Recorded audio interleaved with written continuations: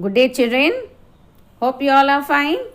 Today, let us go on with Unit 6 poem, The Hollow Crown, from Richard II, written by William Shakespeare. Children, this hollow crown, it's extracted from Richard II, children. Now, let us go on with warm-up, children. Work with a partner and take this short quiz to find out how well informed you are about history. Name a few wars and battle you have read about. You can name some wars and battle, children. For example, like First World War, Second World War. You can name some wars. And then battle of Panipat. You can name some battle. What is the difference between a war and a battle? War is between countries or nations. Wars are lengthy. You would have seen, children, World War I and World War II, it were really lengthy wars. Now, what is battle? A battle is a combat between two or more armed forces. It is between soldiers. Okay, battles, it is only between soldiers. It is short duration. Wars, all it is lengthy duration it is. Why do rulers wage war and battles? Earlier, wars were fought for fun and proof. Rulers wage wars to annex kingdom and show their power. Okay, sometimes very olden days, children, for fun sake they used to have this wars and battle. But later on, it became like they wage war on one upon other to annex kingdom, to expand their territory. They wage wars. Is the outcome of a war always fair? It is not good, isn't it? So, no, the outcome of war is always horrid. Fair, no? Is it good? No, it is not good. It is horrible. It is horrid. Do you think rulers understand the true meaning of life in defeat or in victory? Obviously, they don't understand, children. Rulers, no, they don't understand. So, no. Can you name a few kings and leaders who have fallen from glory to disgrace? Kings, no, children, who really had their good glory, and later on they fall to disgrace. Disgrace, they were totally ruined. Can you name some kings? For example, King Richard III, Henry II of England, Akbar, Ashoka, Alexander the Great. All these kings, children, they fall from their glory to disgrace. And if you take leaders, you can take like Aung San Suu Kyi, Stephen King, then Hitler. This all, they came down from the glory to disgrace. Now, coming to the poem, children, this poem, it is an historical poem, children. It is really fine. You come across history in this poem. It is interesting, children. You will like it. Now, before I could go to the poem, let me go on with. Now, coming to the historical background. The poem is an extract from William Shakespeare's play, King Richard II. The play is based on true events that occurred towards the end of the 14th century. So, the poem, children, it is extracted from the Shakespeare's play. It is from King Richard II. From this play, the poem is extracted. It is one part of the play. The poem is a part of a play from the King Richard II. The play, King Richard II, children, it is based on true events that occurred in 14th century. Occurred in the sense that took place in 14th century. Richard II was crowned the King of England in year 1367. He continued to be the British monarch until 1399, when he was deposed by his cousin Henry of Bolingbroke, who crowned himself King Henry the Fourth in the same year. Richard II, no children, he was crowned the King of England in the year 1367. He was crowned. How long he continued this post? Till 1399. He was the King of England. And later on, Henry of Bolingbroke, who crowned himself, Henry, children, is a cousin of Richard. He crowned himself as King Henry the Fourth in the same year. He crowned himself. Now, what do you mean by deposed? When he was deposed by his king, deposed in the sense removed from power. Here, Richard was removed by power. He was removed from the king's power by his cousin, and he crowned himself. Who crowned himself? Richard. Henry, he crowned himself as King Henry the Fourth. In which year? In the year 1399. So, Richard was removed by whom? Was removed by his cousin King Henry. Shakespeare's play is a dramatic rendition of the last 2 years of King Richard's life. Now, this King Richard, his last 2 years' life only, it is portrayed as Henry. King Richard's last 2 years' life, it's portrayed as the play over here.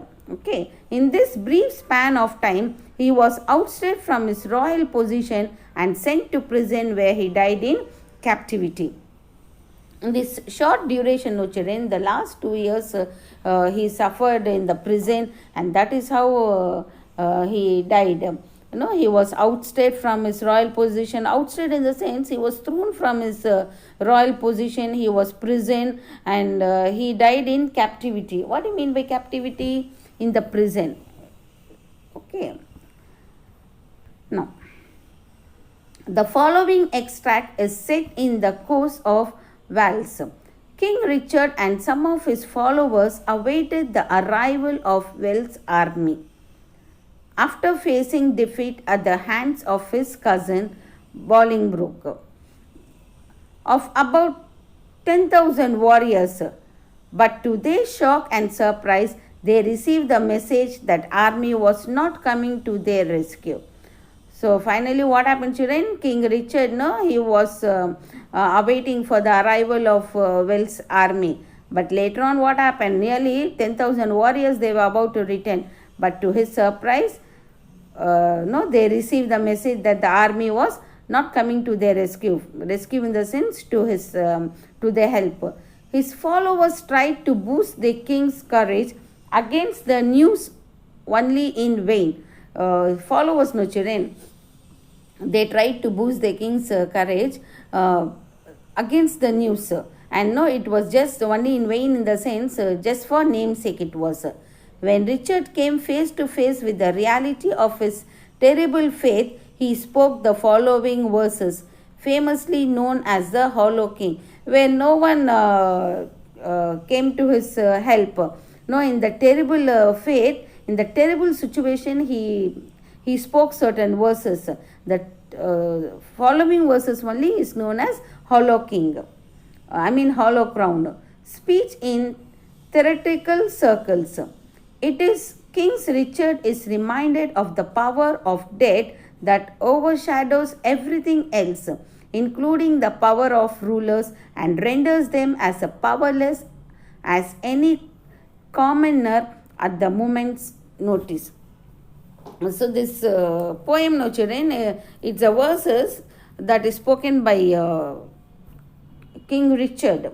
At the time of his death, he has spoken some verses, and that is narrated in the poem form. What he focus in these verses in the sense, he highlights the death of any person. He might be a king or an ordinary person. Every person has to face death. and death, it comes silently, it comes and take away the soul of a person. This is what he says. Whatever a person know, wherever he hides himself, but death penetrates through a person body and take away his soul. That is what it is narrated in the poem. Now let us see this, children. First listen to a reading of the complete poem, then read silently and try to answer questions briefly based on your understanding. You may refer to the glossary given at the end of the monologue to help you. So this poem, no children, it is known as monologue. Why it is known as monologue, children? It's a narrative poem. Any sad narrative poem is known as monologue. Okay. Sad narrative poem is known as a monologue. Let us go on with the poem, children. Let's talk of graves of worms and epitaphs. Make dust our paper and with rainy eyes write sorrow on the bosom of the earth. What is he saying, children? Let's talk of graves of worms and epitaphs. What do you mean by epitaphs? Epitaphs in the sense, short piece of writings inscribed on the tombstone in memory of the dead. Children, you would have seen on tombstone. Tombstone in the sense, when the person is, after burying a person, we write the date and date of born and death we write on the stone, no children, and some verses we write on the stone. That is known as tombstone. Here, the king Richard, he says, let us talk about the epitaphs. So why he says that? When King Richard, he abdicates his throne and surrenders the political control of England to the rebellious Henry of Bolingbroke. He desperately realizes the morality of the king. Very sadly, he realizes the morality of the king. Make dust our paper and with rainy eyes. Dust, children, it is compared to the paper and rainy eyes to writing material. What do you mean by rainy eyes? Rainy eyes in the sense any writing material. He's comparing it to the writing material. In that desperate situation, in that sad situation, he speaks of worms, graves, epitaphs, and over things connected with death. What all is talking about? The things that connects with death. He is talking with sorrow, bosom of the earth. Let's choose executors and talk to wills. Executors in the sense, person who puts someone's term of wills into effect. Here, in this line, the king, he says that he is desperate and wants to share his sorrow and choose executors to write wills. Children, wills in the sense, about your views, your thought, your leftover property, after your death, where you want your property to be handed over to someone else. Then you write wills. Here, in a very sad mindset, King Richard, he says that he wants to share his sorrow to someone else. And yet not so, for what can we bequeath? What do you mean by bequeath? Bequeath in the sense, pass on something to next generation by means of wills. And yet not so, for what we can bequeath. He says, let's choose some executors who are the persons who put someone's will into effect and talk about wills. He is unable to do, children, so he wants someone else to do it for himself. And yet not so, for what can we bequeath?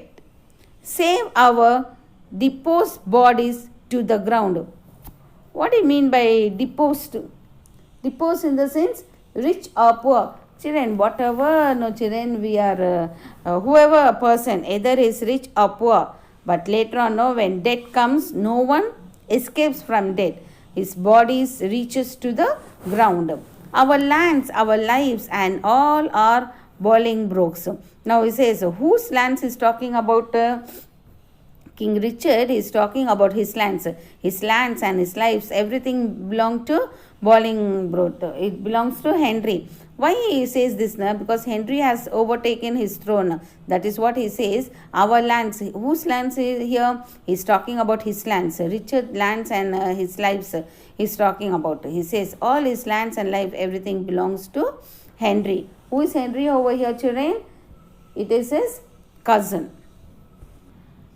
And nothing can we call our own but death, and that small model of the barren earth which serves as space and cover to our bones.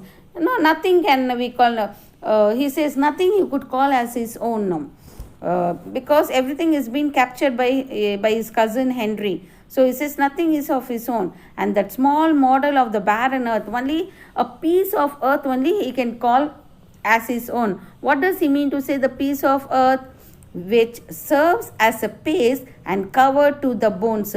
Piece of earth, in the sense he is talking about the grave. Only a piece of earth, the grave, the place where he'll be buried.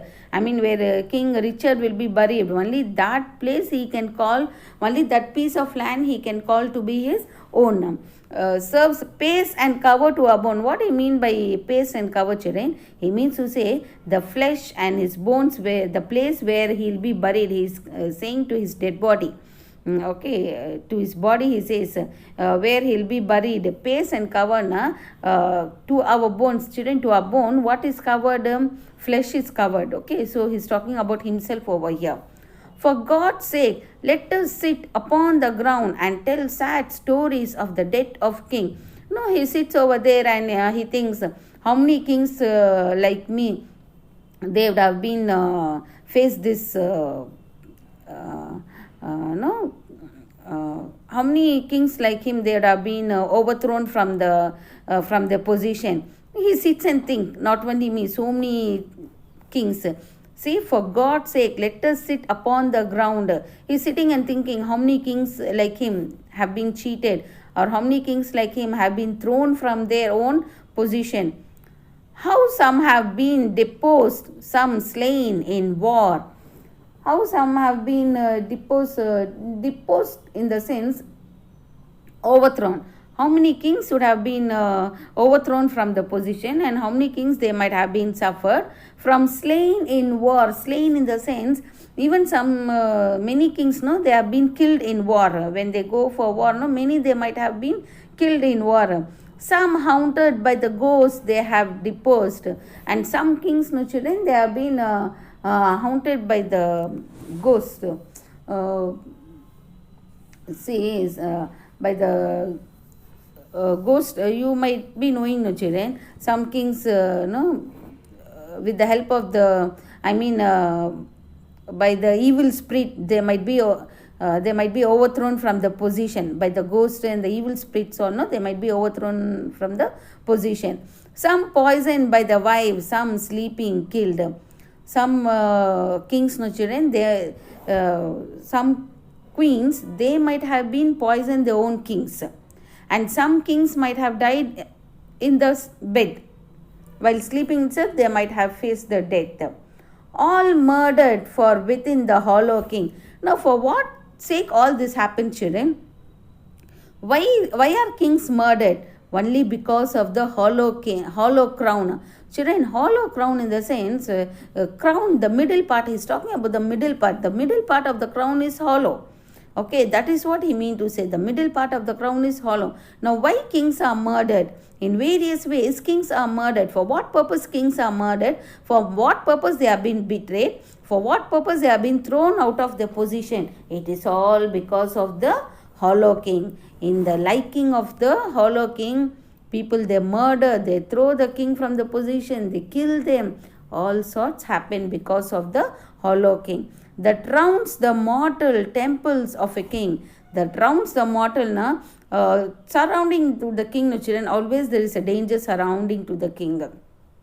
You cannot say kings are protected, they are in high position, they are protected. No, not all the kings. Where you are in the high position, you are at the higher risk. So kings always know they are in a risk. When the death might occur to you, in what shape, in what phase the death might occur to them, they are always in a trouble.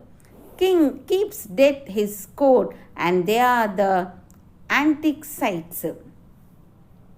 Keeps death his course, and they are the antique site. Antique site in the sense, children, here no court just no, they just go on with funny acts. Obviously, no children, keeps death his court. No. Here, no children, death is portrayed as a court jester. Always, no kings, they cannot say their lives are saved. No. Always know they are surrounded with difficulties, with death or some troubles. They do have enemies, unknown enemies, unseen enemies are many surrounded to them. Scoffing his states and grinning at his pomp. What is scoffing? Scoffing in the sense mocking his states and grinning at his pomp. Grinning in the sense smilingly widely it is. Death laughs at the kings and mocks at his great ceremonies. I said, no children, kings, no, they are always in trouble. So death too laugh at them. Allowing him a breathe, a little scene. Death allows them some time, it gives them some time to breathe. To live their life, no, it permits them some time, a little scene in the sense to live for some days in this world. That's the meaning. To monarchize, be feared and killed with looks. Monarchize in the sense to rule. No, death gives sometimes to king to rule the country, be feared and killed with looks. Here, no children, the king says that death makes the king thinks that human flesh is impregnable, leaving him a vain thought. What do you mean by impregnable, children? Impregnable in the sense impossible to pass through. The kings think that death cannot enter through their flesh and reach their soul. But no, the flesh which walls about our life not to their life. Okay, and humans thus thinking that here no kings they says the death will not penetrate through the soul. Does it happen so? It doesn't happen, isn't it? Comes at the last and with a little pin bores through his castle wall and farewell king. How does the death come, children? The king says that however death penetrates through the human flesh like an impregnable brass, silently, unnoticed, like a sharp pin. So how is the death penetrating through the soul with like a sharp pin, no children? The death pierces through the body, as if the death, it is pinned inside the body and it reaches to the soul. See, comes at the last and with a little pin bores through his castle wall and farewell king. Through his castle wall, his walls are so tall and strong. The castle walls are tall and strong, but even then, death doesn't leave any person, children, wherever you hide. When the time comes, somehow it comes and take your soul. How does it come? Here, the king says, death, it comes, it bores in the sense, as if it makes a small hole. Bores through the castle, making a small hole through the castle wall and enters the person's body and reaches the soul. Cover your heads and mock not flesh and blood. With Solomon reverence, throw away respect.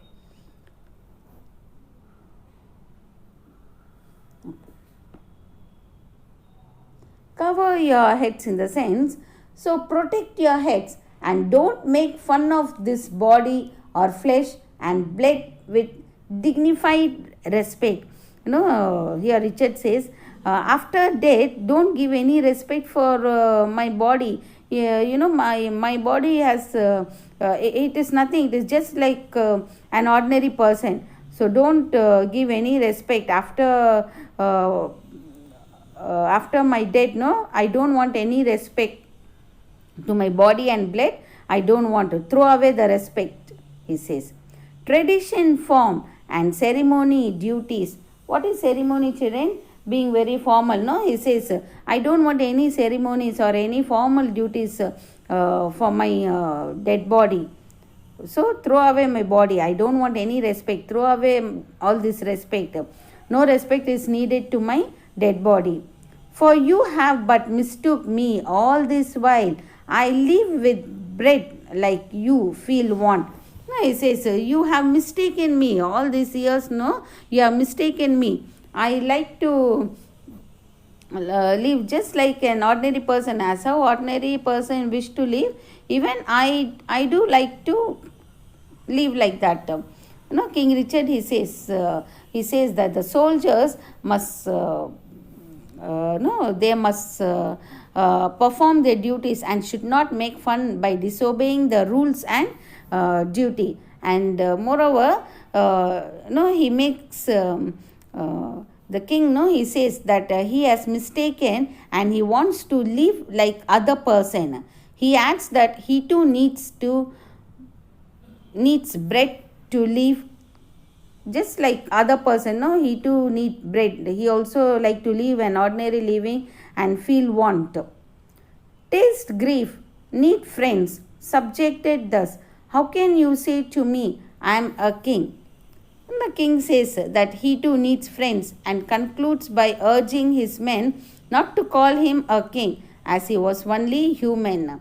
At the end of the poem, he comes out with his wish, saying that I am also an ordinary person. As how you all wish to have friends, no, I too wish to have friends. I wish to share my happiness and sadness with my friends.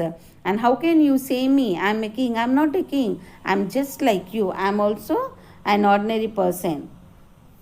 Just like just like you are a human being, I am also an ordinary human being. Okay. Now coming to the poet, children, we'll see about the poet. William Shakespeare, born in 1564 and died in 1616. An English poet and playwright, is widely regarded as the greatest writer in English language and the world's preeminent dramatist. William Shakespeare, children, comparing to all the other writers, William Shakespeare's writing, children, it is considered to be a greatest writer. Entire worldwide his writing is familiar, children. He was born and brought up in Stratford upon Avon, Warwickshire. He wrote about 39 plays, 154 sonnets, 2 long narrative poems and a few other verses. So how many poems he wrote? How many plays he wrote? He wrote 39 plays and 154 sonnet. What is a sonnet, children? Any 14-line poem is known as sonnet. Okay. And long narrative poems also he has written.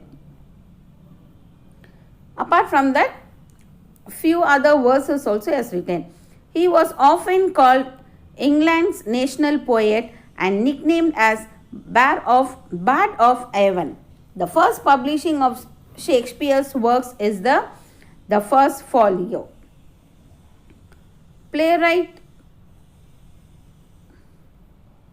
Ben Jonson wrote a preface to this book, including the quote, "Shakespeare is not of an age, but of all time." Yes, children, Shakespeare, no, you cannot say he belonged to a particular age, children. His His plays and poem, everything narrates for all time. Okay, you cannot fix any particular time for his writings all. His plays have been translated into every major living language and are constantly studied and performed through the world.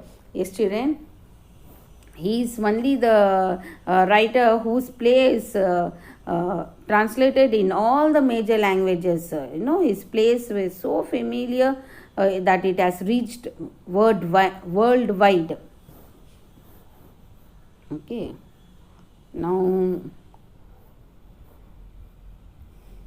let us see this, children. Fill in the blank using the words given in the box to complete the summary of the poem. Now let us complete the summary of the poem, children, by filling up the answers that is given in the box. King Richard II has surrounded to his rebellious. First one is rebellious cousin Bolingbroke. He experienced deep distress at the horror of his circumstances. In that desperate situation, he speaks of graves. B is graves. Graves, worms, epitaphs, and other things connected with death. He spoke of how people leave nothing behind and can call nothing their own, except for the small patch of barren earth where they will be buried. King Richard yielded to dejection and talked of all the different ways in which defeated kings suffered, how some had been deposed, slain. F answer is slain in war, poisoned by the wives, and so forth. He attributed this loss of lives to death, whose he personified as the jester who watches over the shoulders of every ruler, who mocks kings by allowing them to think their human flesh was like impregnable brass. However, death penetrates through the castle walls silently and unnoticed like a sharp pin, thus bidding farewell to him and all his pride forever. Finally, Richard appealed to his soldiers not to mock his mere flesh and blood by showing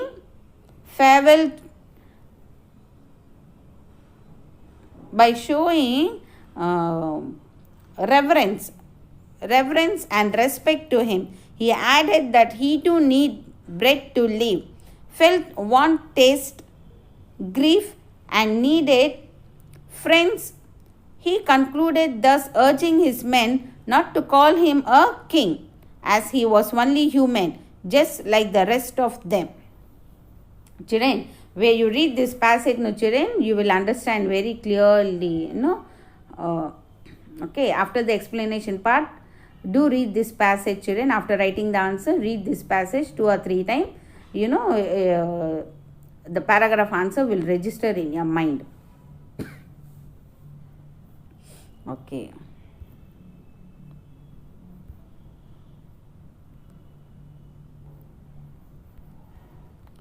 Now coming to the next part, children, fill in the blank with the appropriate words from the box. See, the words used by Shakespeare find a place in present days conversation also. Here are a few examples of how this poetic standardized English words could be used by common people in their regular speech. Fill in the blanks with appropriate words from the box and complete the statements suitably. Okay, now fill in the words, children. Shravan never keeps his promises. His friends know that his words are hollow. The spectators died laughing at the antics of the clown. The businesswoman wished to bequeath all her riches to an orphanage after her death. The fortress was impregnable and could not be conquered by the enemies. Alexander the Great wished to conquer many lands and monarchize the entire world. Okay. Complete the passage given below with suitable words from the box.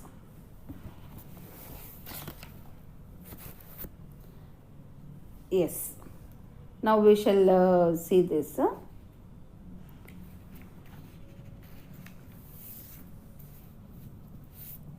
Lima, a vain and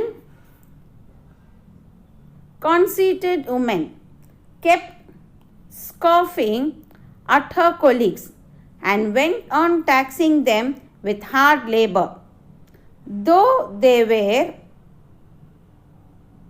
ceremonious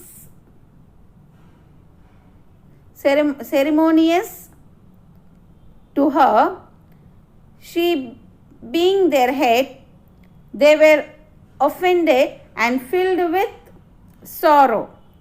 It so happened that Lima was deposed from her high position due to a serious blunder she had committed. Lima, having lost all her pomp and glory, realized how arrogant she had been. She gave up her pride and with reverence sought an apology from everyone.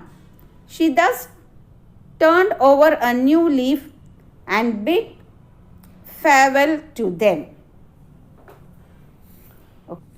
Read the poem once again carefully and identify the figure of speech that has been used in each of the following lines from the poem. Talk of graves, of worms and epithets.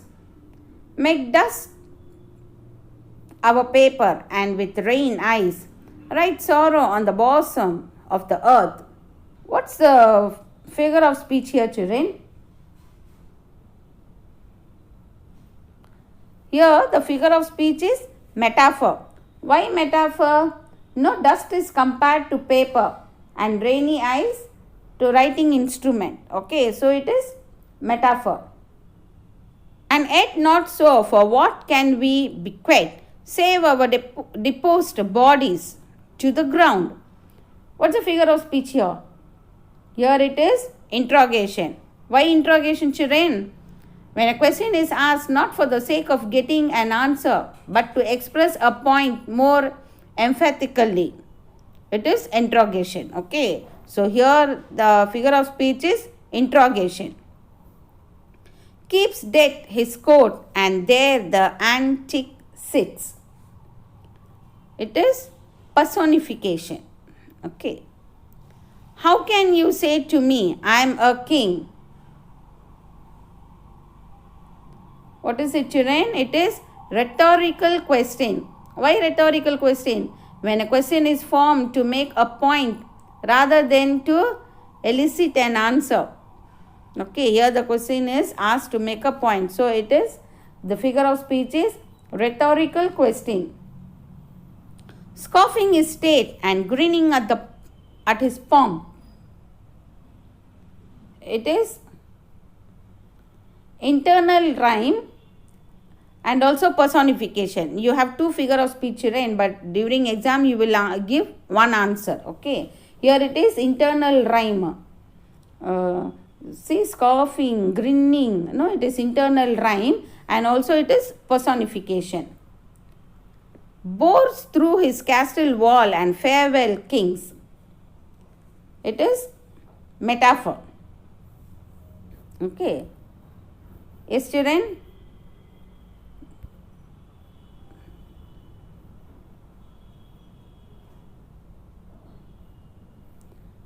The full name of Shakespeare is William Arden Shakespeare, where Arden is his mother's family name. This makes Shakespeare one of the few celebrities that took their mother's name. Okay, so this is something you should know. Yes, children, I want you to read the poem once, children. For sure, you have to read the poem 2 or 3 times. You should read the poem, because certain lines are not in ordinary words, children. You should concentrate more. Try to write the glossary part. Anyways, I have said all the glossaries in my explanation. Even then, the glossary part is given behind the poem. Do write the glossary part and read the poem, children. Read the poem at least. See, there's a glossary part over here. Write the glossary part in your book. Read the poem for your better understanding. At least once you have to read the poem, children, so that you will understand better. Yes.